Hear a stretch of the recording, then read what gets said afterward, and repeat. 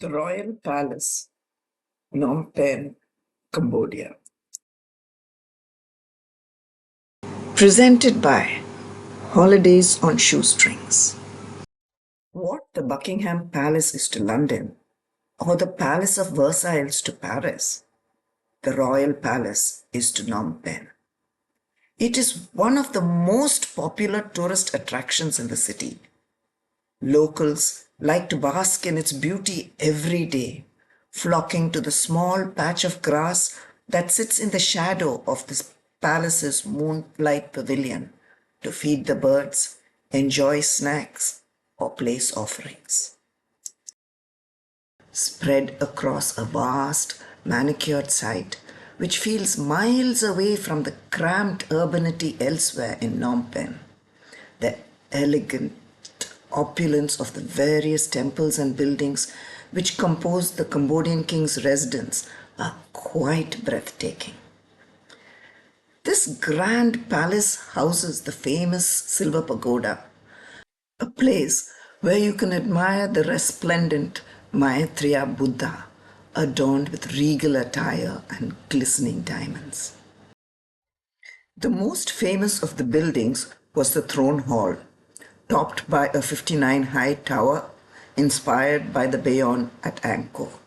It was inaugurated in 1919.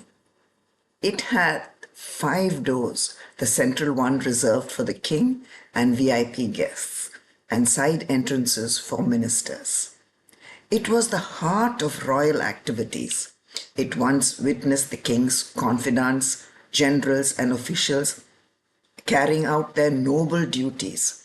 Today, it continues to host several religious and royal ceremonies such as coronations and weddings.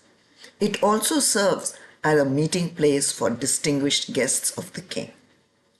Inside the throne hall were 3 royal thrones, one with Western influence and 2 in traditional Khmer style, along with golden busts representing Cambodian monarchs.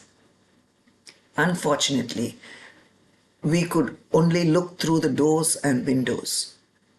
Photography inside the throne hall and the Silver Pagoda was forbidden. Apart from this, there is a collection of stunning staterooms, pagodas, and pavilions.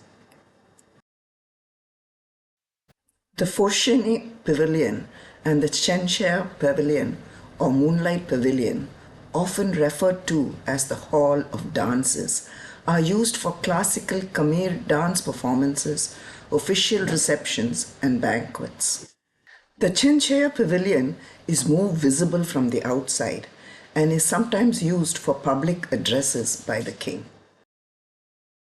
The Napoleon Pavilion, gifted to the king by France in 1876, sticks out like a sore thumb because of its European architectural style, contrasting with the traditional Khmer buildings in the palace complex. It is now a museum, but as renovation work was in progress, the artifacts had been moved to a smaller place.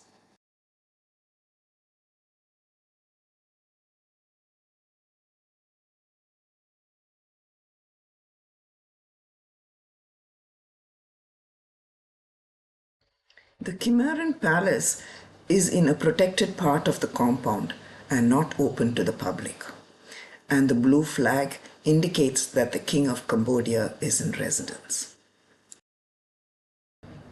Walking towards the Silver Pagoda, we stop to admire the beautiful work of the gate. Hand here, mouth, nose, eye. Like that? Yeah. Gotta get it? The lofty gallery surrounding the Silver Pagoda was 642 meters long, with Reacheaveang murals starting from the south of the eastern gallery and runs around the gallery. We had to walk in a circle so as to understand the historical stories. It is the Cambodian version of the Sanskrit Ramayana epic. The name means glory of Rama, and it adapts Hindu themes to Buddhist beliefs, featuring stories of loyalty, love, and revenge.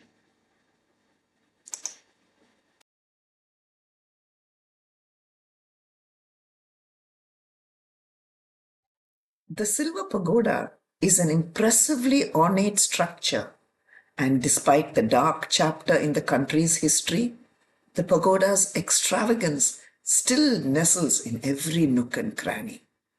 The floor is covered with 5 tons of silver spread across more than 5,000 tiles.